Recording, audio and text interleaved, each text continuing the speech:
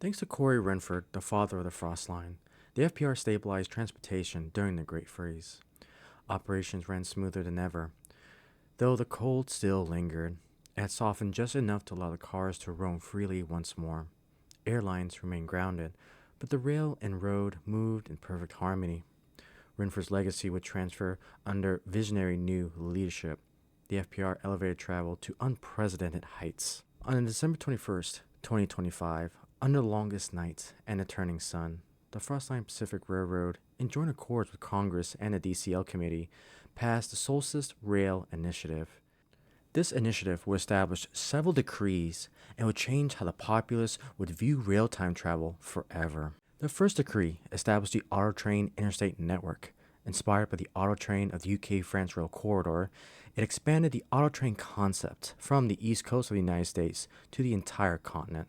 Cars and trucks would now roll aboard sleek trains, allowing the passenger vehicles to board at designated terminals and ride seamlessly across the vast distances, while still offering coach passengers luxury travel without adding thousands of miles to the odometers. In tandem with this decree, the FPR also authorized the use of privately owned, specially dual-mode vehicles, cars outfitted with retractable train wheels and onboard guidance systems, capable of traveling directly on the brand new built standard gauge tracks.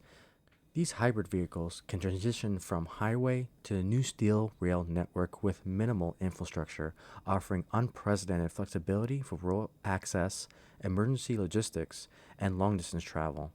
These innovative networks were designed to unify road and rail across the front lines for good. Terminals were built, docking systems were installed, and for the first time in history, a family sedan can cross the continent on the rails. The second decree expanded the narrow gauge lines, once dismissed as obsolete, were expanded and modernized.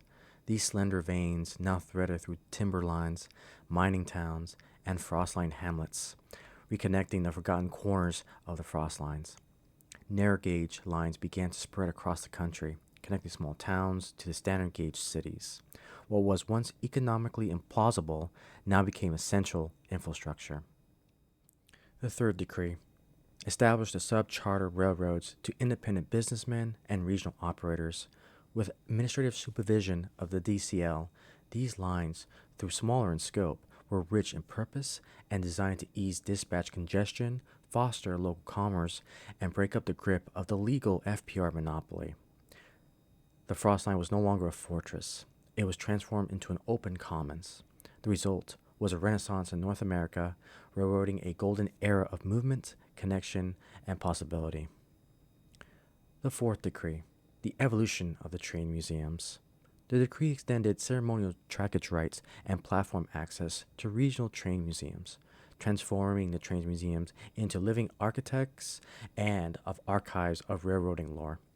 These agreements allow locomotives, restored passenger cars, and educational exhibits to operate on active FPR lines, often sharing platforms with mainline trains and dual-mode vehicles.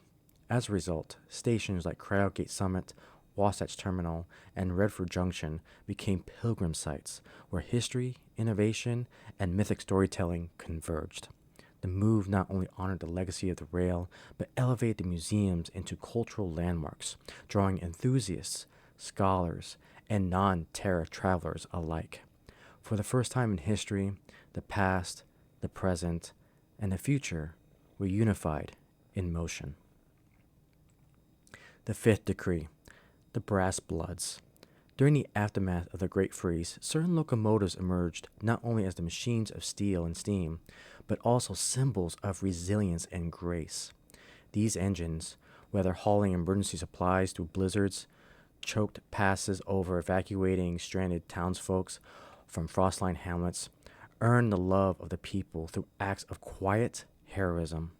In response, the FPR established the Blood Brass Initiative. In a decree, a ceremonial program honoring engines that had served with distinction. Locomotives inducted into the Hall of Fame were repainted into a winter resistance brass primer, a gleaming alloy tone that shimmered like frozen sunlight against the snow. The paint wasn't just protective, it was mythic. It marked the engine as a living legend, a vessel of memory and motion. Rail fans adored the idea, flocking to see these brass blood units in action, photographing the golden flanks as they continued their mainline duties. Each whistle blast from a brass blood engine echoed like a hymn, reminding the Frostlines that even in its coldest hour, ingenuity and creativity had found a way. The sixth and final decree, the rails of the future, established two key items. First, it was open to the newly created crowd gates to the public. These crowdgate tunnels, built in mountain passes and underground openings, allow both trains and cars to travel to not only to the other connected crowdgates, but also to new lands and territories. The sealed tunnels now welcome cars, trains, and non-terror travelers alike. The newly chartered railroads soon took advantage of these freshly built crowdgate tunnels, portals to faraway, exotic locations and to unknown species. These icy conduits pierce the frost line and reach realms once thought unreachable, blending commerce with curiosity and logistics with fantasies. Lastly, the decree provided the critical infusion of funding that catalyzed the expansion of the FPR's high-speed rail ambitions. The FPR bullet train network, once a patchwork of regional corridors, surged forward with a unified purpose. Its sleek white and blue streamliners, now capable of stitching together distant provinces in hours rather than days. But it was the next-generation maglev trains that truly captured the imagination of the Frostlines. These superconducting leviathans, gliding like thunderbirds across the thawed plains, left no wheel marks nor diesel soot, only a whisper of ionized air and shimmer of brass light in their wake. Elevated on concrete pylons and guided by magnetic precision, they became symbols of rebirth and velocity, echoing the promise that never again the Frostlines will be frozen in place. The decree didn't just fund steel and concrete, it funded the security of the future. With these initiatives, it ensured that the rail traffic would be ready for any future Ice Age events. Humanity was able to connect family, freight, and future together in the worst of times. These innovations of ingenuity ensured that even when airlines returned, rail would remain a formidable competitor. The Frost Line no longer marked the edge of survival, it became the gateway to endless horizons. Thank you so much for watching this video. Again, feel free to like, comment down below, and subscribe to the Mythical Railway. Also, you can support the channel at subscribestar/RayronVR to become a Dragon Star. Again, thank you guys so much for watching, and I'll see you in the next video.